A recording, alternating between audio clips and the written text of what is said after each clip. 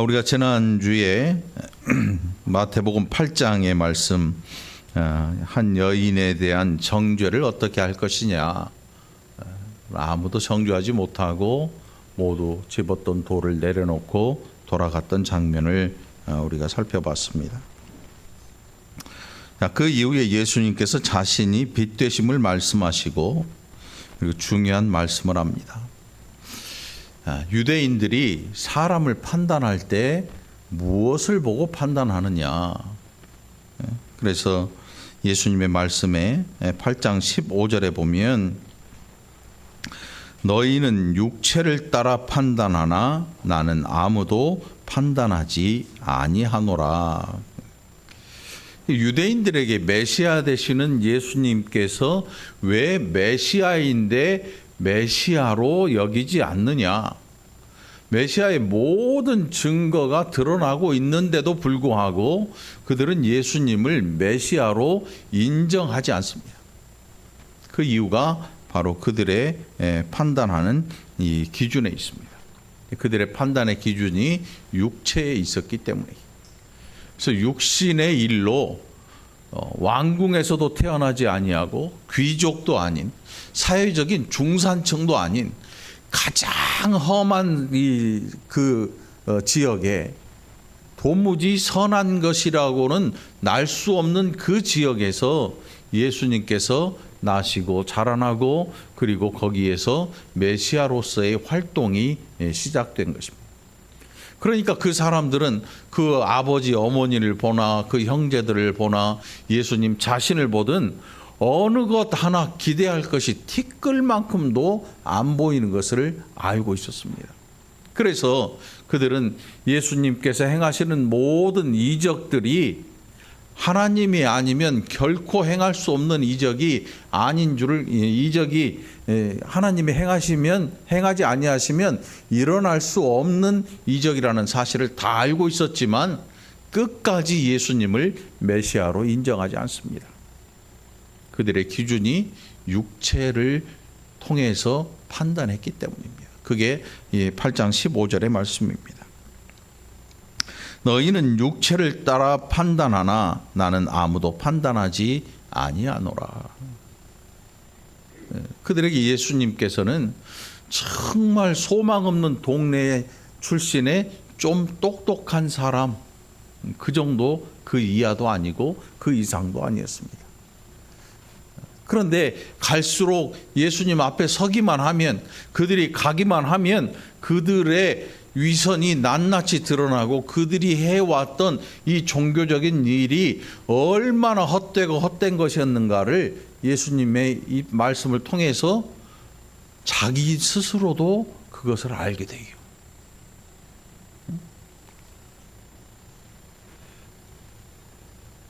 여러분 한번 생각해 보십시오. 거울이 없을 때 그냥 머리 만지고 손으로 이렇게 하고 다 이쁘게 꾸몄다고 생각했는데 막상 거울을 딱 봤을 때 나는 엄청 잘생긴 줄 알고 엄청 이쁜 줄 알았는데 거울을 봤는데 모르는 사람이 서 있는 거야. 네? 여러분 조심해야 돼요. 네? 화장하는 거 이 정도 막 일도 아니야. 그 자신을 스스로 세상의 최고라고 여기고 그렇게 알고 살았는데 막상 자기를 비춰주는 거울 앞에 서니까 이게 누구인지 자기도 모르는 거예요. 그러니까 여태 자기를 꾸민다고 꾸몄는데 꾸민 게 아니고 망가뜨리고 있었던 거지요. 유대인들의 종교 생활이 뭐였냐? 바로 그런 생활이에요. 종교적으로 높아지고 아주 막 훈련하고 정말 대단한 금식도 하고 기도도 하고 구제도 하고 11조도 하고 근처에 11조를 드리고 하나님 앞에 할 것 다 해서 그들이 종교적으로 아주 멋진 사람으로 하나님 앞에 세워졌나,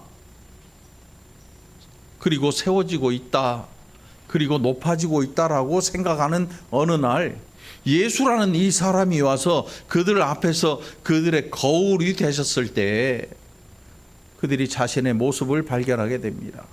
그런데 그 모습이 너무나 싫은 거예요. 얼마나 싫은가 하면 이 거울 역할을 하는 예수를 잡아 죽이고 싶을 만큼 싫은 거예요. 잡아 죽이고 싶을 만큼.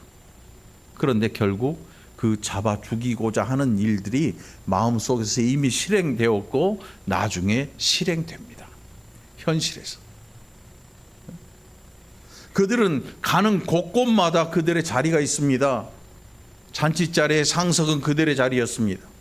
어디 사람들이 모일 때마다 상석은 그들의 자리가 늘 예비되어 있었습니다. 그래서 사람들에게 존경을 받고 사람들에게 야, 참 대단한 종교인이다. 정말 믿음이 좋은 사람이다. 칭찬받을 준비가 되어 있던 사람들. 어느 곳에 가든지 그런 준비가 된 사람들이었습니다. 그런데 예수 앞에만 서면 도무지 이런 모든 것들이 다 사라져버리고 낱낱이 드러나기 시작합니다. 평토장한 무덤들, 회칠한 무덤들, 독사의 자식들, 정말 위선이 가득한 종교인들, 예수님 앞에만 서기만 하면 자기들의 모습을 자기들이 볼 수밖에 없습니다. 왜냐하면 그 말씀 앞에 자신들의 모든 것들이 낱낱이 드러나기 때문이었습니다. 그러니까 그게 너무나 싫은 거예요. 너무나 싫은 거죠. 오늘 본문 말씀에도 이제 그 내용이 시작되고 있습니다. 말씀 바로 앞에 19절에 보면 너희는 나를 알지 못하고 내 아버지도 알지 못하는도다. 나를 알았더라면 내 아버지도 알았으리라.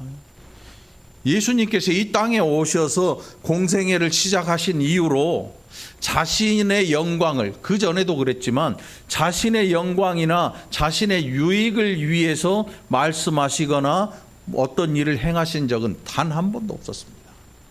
모든 것들이 하나님의 영광을 위해서였고 하나님 나라의 복음을 전하는 일 외에는 아예 하시지를 않았습니다. 많은 사람들이 예수님께서 자신의 영광을 가지시기를 원했습니다. 하물며 제자들까지도 그랬어요. 그래서 그 기대를 가지고 예수님을 따라다닌 거예요. 3년 반 공생애 동안, 3년 동안. 그런데 예수님 아무리 봐도 그럴 기미가 안 보여. 그런데 나타나는 현상을 봐서는 언젠가는 엄청난 일을 하실 분이 분명해. 오죽하면 제자들이 예수님 왕 된 다음에 누가 높은 자리를 차지할 것인가 이걸 생각하고 있습니다.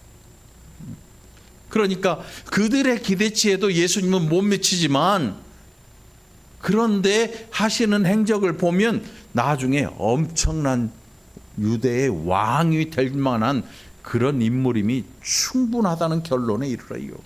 그래서 그들의 마음에 가지고 있던 계획을 자기들끼리 꺼내놓고 다투기 시작한 거지.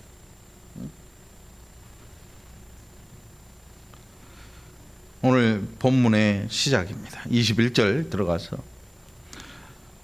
내가 가리니 너희가 나를 찾다가 너희 죄 가운데서 죽겠고 내가 가는 곳에는 너희가 오지 못하리라. 이 기가 막힌 말씀이에요. 유대인들에게 있어서 이 말씀은요, 저 미쳤구만, 저거 미친놈 아니냐, 저거 혹시 자살하려고 그러나, 이런 생각을 나게 하는 말씀이었어요. 그리고 22절에 유대인들이 말해요. 저가 자살하려나 보다, 이런 생각을 합니다.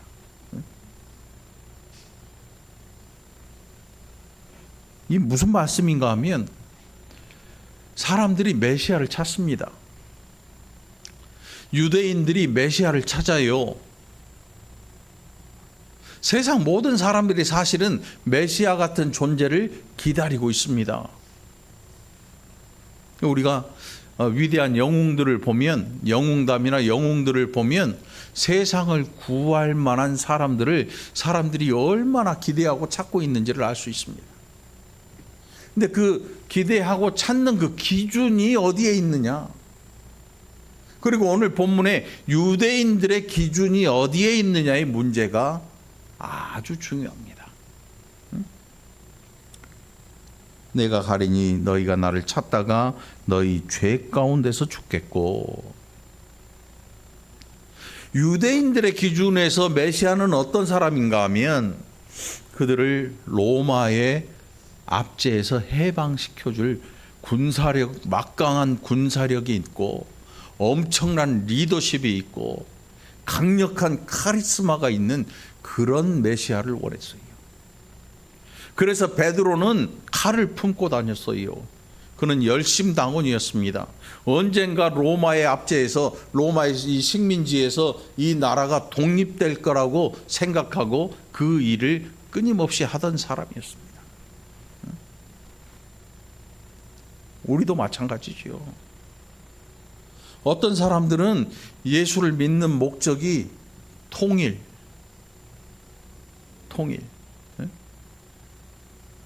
혹은 내가 원하는 것을 이루어줄 그런 분으로 예수를 믿어요.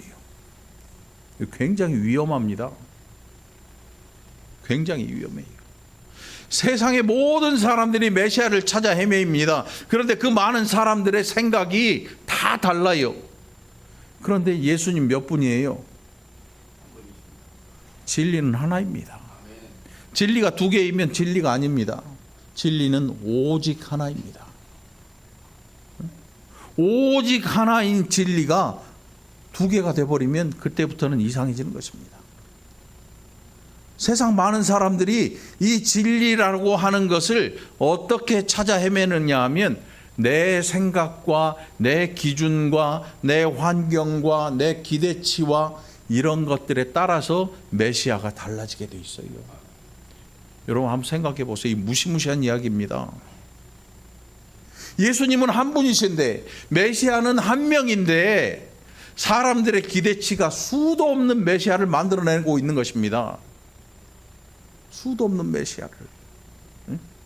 어느 때는 장군이 메시아처럼 나타나기도 하고 어느 때는 왕이 메시아처럼 나타나기도 하고 어느 때는 철학자가 뭐 숱한 사람들이 계속해서 두더지 잡기 하는 것처럼 올라왔다 내려가고 올라왔다 내려가고 끊임없이. 근데 유대인들에게도 심각한 문제가 있었습니다. 너희가 나를 찾다가 너희 죄 가운데서 죽겠다. 무슨 뜻인가 하면 예수 그리스도 곧 메시아가 오셔서 하는 그 일이 이미 예고돼 있었어요. 죄에 대한 문제, 그것을 해결하지 못하면 하나님 나라에 결단코 갈 수 없다는 사실, 그것을 예수님께서 끊임없이 말씀하시는데 받아들이는 제자들이나 주변의 많은 사람들은 먹는 문제와 자유의 문제, 이 땅에서 로마에 대해서 자유함을 얻게 되는 문제에 머리를 싸매고 연구를 하고 인생은 무엇인가에 대한 연구를 하기 시작하고, 그러니까 각기 자기의 삶이나 자기의 공부한 방향이나 이런 것들을 가지고 메시아를 고대하고 판단을 했어요. 예수님은 우리가 판단해서 이분은 메시아입니다 해서 메시아가 되신 분이 아니에요. 예수님은 메시아로 오신 거예요. 그분은 우리가 생각할 때 메시아로서의 자격을 갖췄기 때문에 나에게 메시아가 되신 게 아니란 말이에요. 그런데 세상 사람들은 이 사람이 메시아로 자격을 갖추었느냐 이걸 봐요. 그러니 예수님의 행적 그 어디 행색 그 어디를 봐도 메시아로서의 자격이라는 것, 내가 가지고 있는 기대치를 만족시켜 줄 리가 만무한 거지요.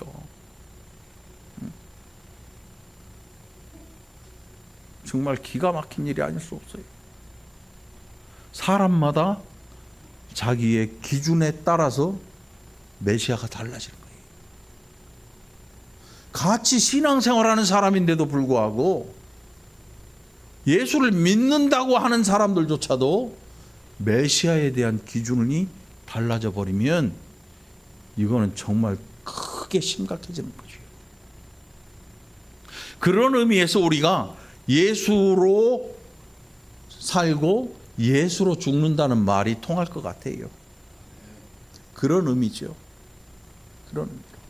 하나님 중심의 삶을 산다고 하는 게 내 가치와 내 판단과 내 기준이나 내 삶의 환경이나 이런 것들에 지배당하지 아니하고 하나님이 내 삶의 중심에 계셔서 우리의 모든 사고를 하나님 중심으로 생각하고 살아가는 것. 다시 말하면 메시아를 내가 판단해서 만들어내지 않는 것. 이게 중요한 거지.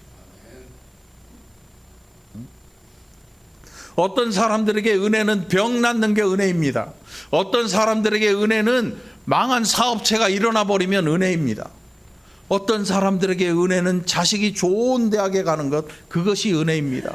어떤 사람들에게는 남편이 갑자기 홀라당 변하더니 나를 참 사랑해 주는 그런 사람이 그게 은혜라고 생각합니다. 각자 사람들마다 은혜가 다 다릅니다. 받는 은혜가 다르니까 나오는 행위도 다른 것입니다. 자기 기준이 딱 정해져 있습니다. 장사가 잘 돼야 은혜라고 생각하고 뭔가 내 기대를 충족시켜 줘야 그게 은혜라고 생각하고 살아가는 겁니다. 그런데 그게 사람마다 기준이 다 달라요. 그런데 놀랍게도 메시아는 한 분 예수밖에 없어요. 유일하신 하나님께서 이 땅에 유일하게 메시아로 보내신 분은 예수 그리스도 외에는 아무도 없어요. 예수밖에 없어요. 그러니 여러분, 우리가 신앙생활 한다고 하는 것은 내 기대를 가지고 하는 게 아니고 예수 그리스도의 기대에 내가 어떻게 나아갈 것인가를 생각해 봐야 될 때입니다. 하나님의 말씀이 내게 왔을 때 내가 어떻게 하나님의 뜻에 반응할 것인가가 중요한 일이에요. 메시아가 내 뜻에 따라서 어떻게 변하느냐, 이거는 이미 틀려버린 것이고, 내가 메시아께서 나에게 원하시는 그 길이 무언가를 우리가 찾아야 된다는 거지요. 이게 중요한 일이죠. 내가 가리니 너희가 나를 찾다가 너희 죄 가운데서 죽겠고, 이제 무슨 뜻인지 점점 드러나기 시작합니다. 우리의 가진 기대치로 메시아를 만들어가는 게 아니고 메시아가 내게 주시는 그 말씀 속에서 내가 메시아를 믿고 따라가는 거지요. 오늘 말씀 30절 마지막 절에 보면 그 말씀을 하심에 많은 사람이 믿었다고 나왔는데, 여러분, 이게 예수님을 철석같이 믿고 우리처럼 믿는 게 아니었어요. 구세주로 믿는 게 아니었고, 야, 저 정도 말 언변 좋으면 야, 믿어도 되겠다, 야. 응? 나중에 왜 이런 말을 하는가 하면, 나중에 예수님께서 십자가에 달리실 때 보면 여기에서 믿었던 사람들이 예수 잡아 죽이라고 손 흔들던 그런 사람들이에요. 그리고 아무도 없어요. 다 떠나가 버립니다. 하물며 제자들조차도 다 떠나가 버렸어요. 왜냐하면 그들의 기대에 미치지 못해요. 사도 바울은 그것을 뭐라고 설명하냐면, 십자가 나무에 달린 자마다 저주받은 자, 유대인에게는 정말 흉측한 일이고 저주스러운 일이었어요. 헬라인인 이 로마 사람들에게는 미련한 일이었어요. 여러분, 능력이 있고 힘도 있고, 생각을 해보세요. 내가 가진 이 아이디어나 내가 가진 이 능력이나 이런 것들만 있으면 사람들이 10,000명, 몇 천만 명 따라오고 나를 높이 치켜 세워주고 왕을 삼고 나는 군대를 만들 수 있는 그런 힘이 있는데, 어느 날 갑자기 십자가에 달려 죽어버렸네.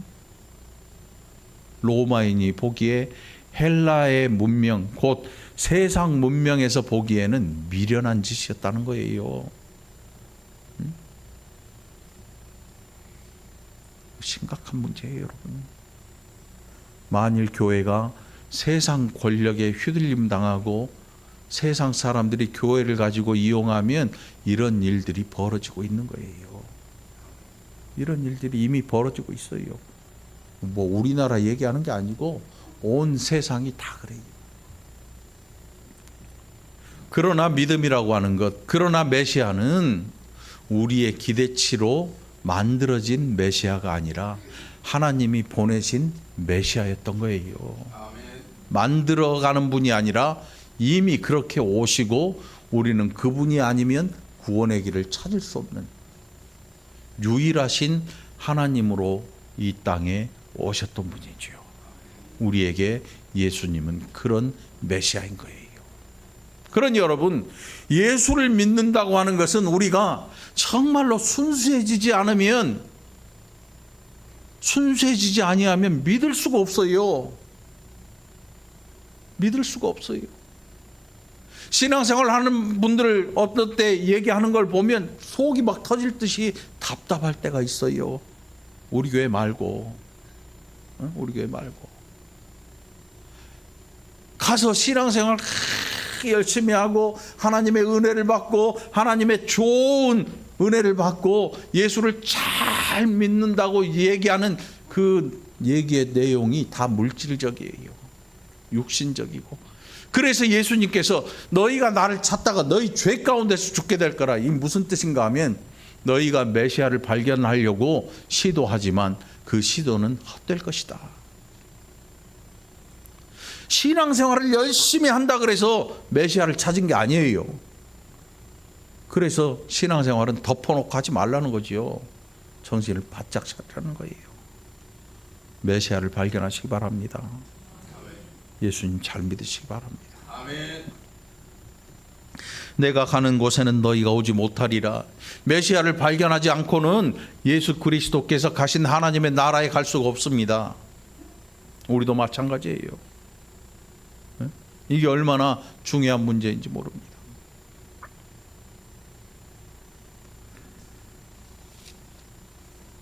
예수님께서 말씀합니다. 너희가 인자를 든 후에 내가 그인 줄 알고 또 내가 스스로 아무것도 하지 아니하고 오직 아버지께서 가르치신 대로 이런 것을 말하는 줄도 알리라. 지금 몰라요. 그래서 기다리신 거죠. 제자들도 몰라요. 언제 알게 되냐면 오순절 성령 강림 이후에 제자들의 삶의 태도가 메시아를 보는 이 마음의 지혜가 달라져요. 머리 육신에 있는 지혜가 달라져요. 지혜롭게 하셔요, 성령께서. 그리고 깨닫기 시작합니다. 그들이 살아가면서 예수 그리스도의 말씀이 생각나기 시작합니다. 성경이 왜 중요한가 하면 그리스도의 말씀이 우리 안에서 튀어나와요. 성경 안 읽고는 신앙생활 못합니다, 여러분. 아멘. 성경 그래서 읽어야 돼요. 아멘. 성경 안 읽고 신앙생활 하다 보면 배가 산으로 가게 돼 있어요. 배가 산으로 가요, 진짜로. 그러니 성경 읽으시기 바라요. 뭔 말인지도 모르겠는데요. 그래도 읽으세요. 뭔 말인지 몰라야 정상인 거예요. 죄인인 우리가 어떻게 하나님의 뜻을 알 수 있겠습니까? 몰라도 되니까 읽으면 그게 우리의 머릿속에 튀어나와요. 베드로는 새벽 미명에 예수 그리스도께서 십자가에 달리시기 전 시간에 예수님을 보고 3번이나 모른다고 침뱉으면서 저주하며 부인했습니다. 그때 새벽 닭이 울었어요. 닭이 울자 베드로의 머리에 생각이 났어요. 그가 예수님의 말씀이 생각나서 대성통곡을 하고 밖에 나가서 울어요. 운다고 끝나는 건 아니에요. 그런데 여러분, 교회 와서 눈물 흘려 기도했다고 끝나는 문제가 아니고 베드로가 나가서 성령에 붙들린 사람이 되었을 때, 그리고 하나님의 마음을 알게 되고 그리스도의 음성을 기억하게 되는 거지요. 그것을 이해하기 시작하는 거예요. 아이가 엄마 아버지의 말을 듣고 말 뜻을 말귀를 알아듣기 시작하는 거지요. 그래서 대화가 되고 아이가 성장하면서 부모님이 나를 사랑하고 이런 것들을 알아가는 거지요. 알아가는 거예요. 그래서 예수님께서 사람들을 참아내셔요. 너희가 인자를 든 후에 내가 그인 줄 알고. 그들이 예수를 잡아 죽이는데 그 죽이고 십자가에 달리신 예수를 통해서 이제 알게 될 것이다. 예수님께서 행하신 일이 뭐였냐면 스스로 아무것도 하지 아니하고 오직 아버지께서 가르치신 대로 이런 것을 말하는 줄도 알리라. 우리는 우리 자신의 영광과 명예와 이런 것들을 위해 일해요. 사실 이 세상의 모든 사람들은 이 재미로 살아요. 내 이름이 커지고 내 이름이 명성이 자자해지고 내가 쌓은 탑이 높아지고 나와 연결된 많은 사람들이 존재하고. 한번 생각해 보세요. 세상에서는 이런 재미로 삽니다. 이게 세상 재미예요. 네? 그러다 보니까 예수님을 바라볼 때 기준이 늘 있는 거예요, 나한테. 그런데 예수님 뭐라고 하시는가 하면 내가 스스로 아무것도 하지 아니하였다. 예수님이 무능해서 그런 걸까요? 아니죠. 예수님께서 하나님 아버지의 뜻을 가지고 하나님의 아들로 이 땅에 오셔서 그가 어떤 일을 행해야 할 것인가를 정확히 알고 행하신 거예요. 하나님의 아들로서 이 땅에 오신 이유는 아버지의 뜻을 행하려 왔기 때문에 그는 죽기까지 복종하신 거예요.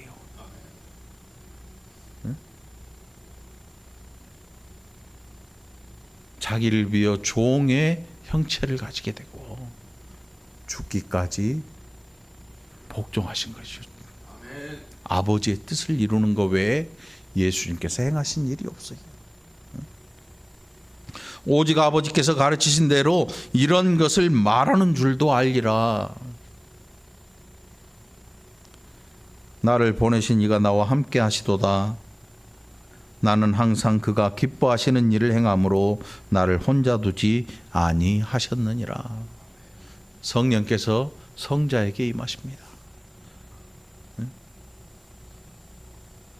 연약함을 가지셨습니다. 실제로 사람의 몸을 입고 오신 예수께서 사람의 연약한 인성을 그대로 다 가지고 계셔요.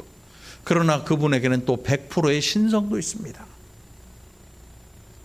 광야의 굶주림이 있었습니다. 40일간의 금식도 있었고 십자가의 그 고통스러운 일들, 어머니 마리아에게서 성령으로 잉태하여 태어나서 성장하면서 겪으신 일들과 많은 사람들에게 모욕당하시고 채찍질 당하시고 인간적인 연약함을 다 알고 계시고.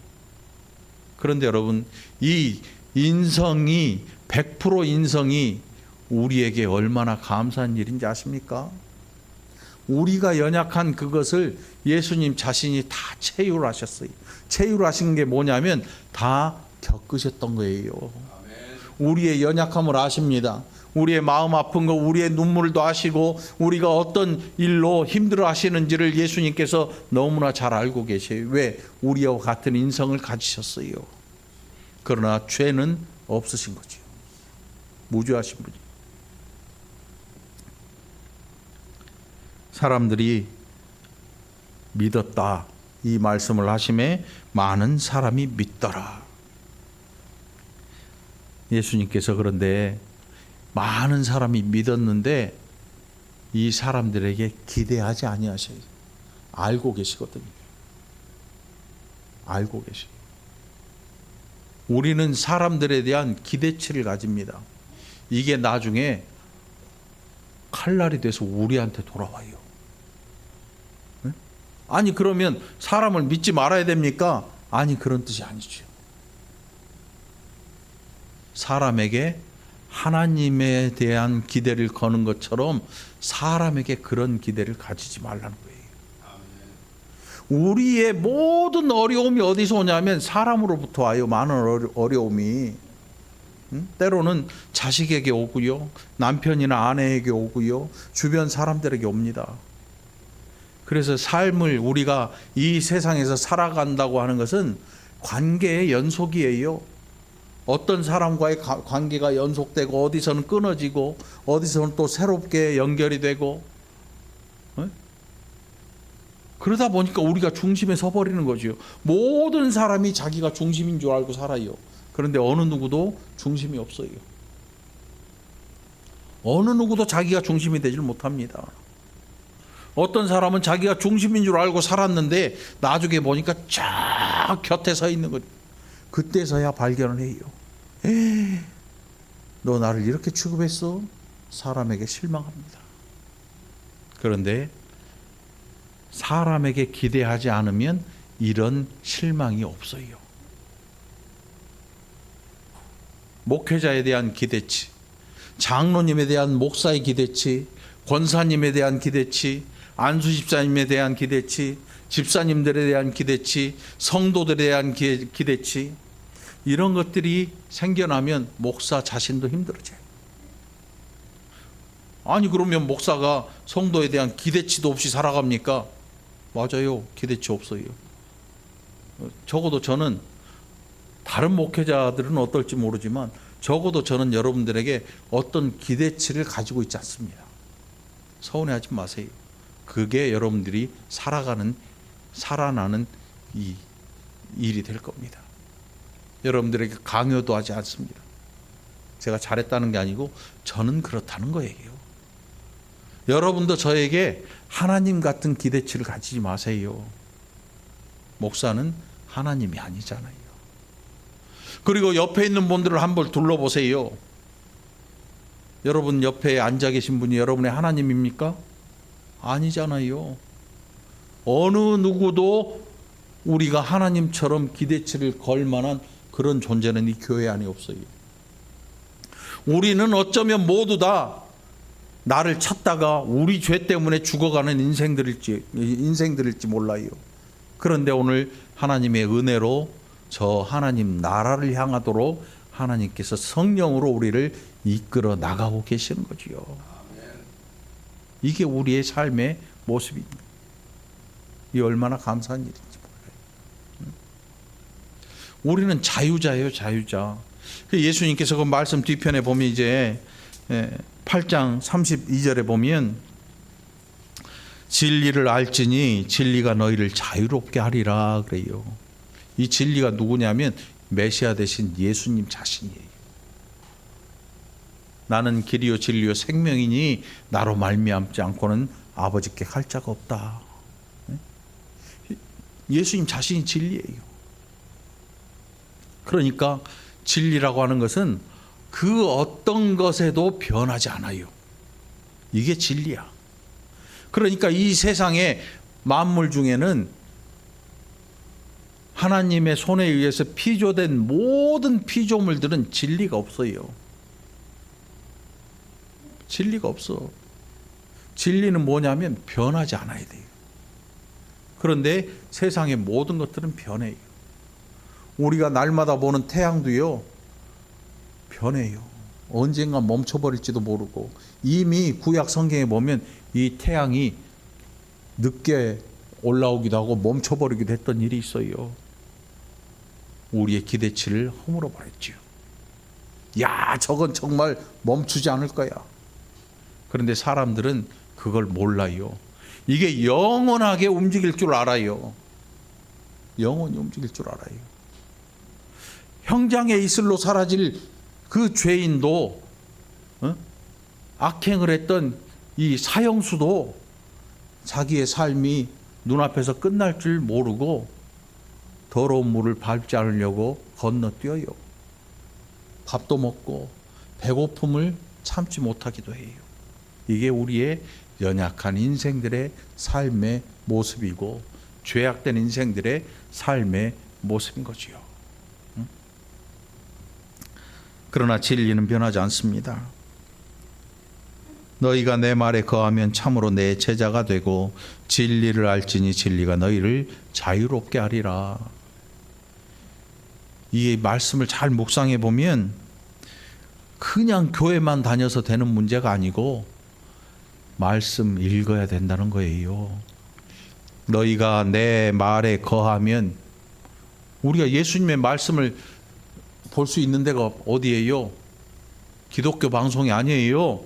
성경에 있어요. 그러니 성경을 펴보지도 않고 평생을 신앙생활을 하신 분이 있다면 정말 위험한 길을 택하신 거예요. 성경 읽으시기 바랍니다. 농담이 아니고 읽으시길 바래요. 여러분 스스로 읽으시기 바래요. 너희가 내 말에 거하면 너희가 내 제자가 되고, 예수님의 제자들은 예수님의 말씀을 사모하는 것입니다. 그래서 진리 가운데로 초대받습니다. 그리고 진리가 우리를 자유하게 함을 누리고 살아가는 것입니다. 우리가 신앙생활을 하는 일은 그냥 깨작깨작하고 막 이렇게 눌려 있는 것처럼 사는 게 신앙생활 아니에요. 어떤 분들은 눌려 있어요. 마치 하나님이 나를 누르고 계셔가지고 내가 힘든 것처럼, 그래서 울며 겨자 먹기로 내가 하나님의 뜻을 맞춰서 살아가는 것, 그게 마치 대단한 신앙생활처럼 얘기하고 사는데, 하나님이 우리를 발로 밟고 있거나 주먹으로 누르고 있거나 이런 하나님 아니시죠. 우리를 자유자로 만드셨어요. 진리가 우리를 자유케 하셨어요. 메시아께서 우리를 죄의 종에서 의의 종으로 바꿔놓으셨단 말씀이에요. 그래서 우리가 자유자가 된 거예요. 그 자유를 누리고 살아가야 되는 거예요. 여러분, 우리가 이 땅에 살면서 자유롭다는 건 뭐냐면 누군가와 함께 마음껏 이야기할 수 있는 것이요. 또 내가 가고 싶은 곳에 마음껏 갈 수 있는 거예요. 그런데 문 밖에를 나서지 못해요. 무서워. 문 열면 누가 때릴 것 같고 누가 죽일 것 같고 너무 무서워서 나가지를 못해. 그런데 옆집 사람 보니까 마음대로 다니니까 이 사람이 생각하기를 저놈은 미친놈이 틀림없어, 이렇게 생각하는 거야. 근데 자기가 누리지 못하기 때문에 남들이 이상하게 보이는 거죠. 여러분, 빨간 날이 다가오면 교회에 올 생각하지 말고 좀 멀리들 나가서 하나님이 만들어 놓으신 자연을 좀 누려보기를 바래요. 빨간 날, 주일은 빨간 날이 아니야. 얘기해놓고 보니까 또 주일날 갈라. 주일은 빨간 날이 아니야. 주일은 예배하는 날이지요. 그 빨간 공휴일 있잖아, 공휴일. 그런 날 가라고. 집에 들어놓 있지 말고. 내 얘기하는 것 같아가지고. 오늘 우리가 진리를 알고 진리 안에서 자유자가 되기를 축원합니다. 그래서 그 복음을 이 땅에서 누리기를 바랍니다. 가고 싶은 곳 가고 하고 싶은 이야기를 서로 할 수 있는 것처럼 예수 그리스도 안에서 그의 말씀 안에 거함으로 참으로 제자가 되는 은혜의 사람들 되기를 간절히 축원합니다. 기도합시다. 하나님 감사합니다. 우리가 얼마나 때로 어리석은지, 얼마나 또 하나님 뜻을 거스리며 살았던지, 얼마나 우리 고집대로 우리가 정한 일을 가지고 예수님을 판단했던지, 이제 이 어리석은 우리를 하나님 긍휼히 여기시고 지혜롭게 하셔서 하나님의 뜻을 분별하며 살아가는 귀한 백성들 되게 하여 주옵소서. 감사드리옵고 예수님 이름으로 기도하옵나이다. 아멘.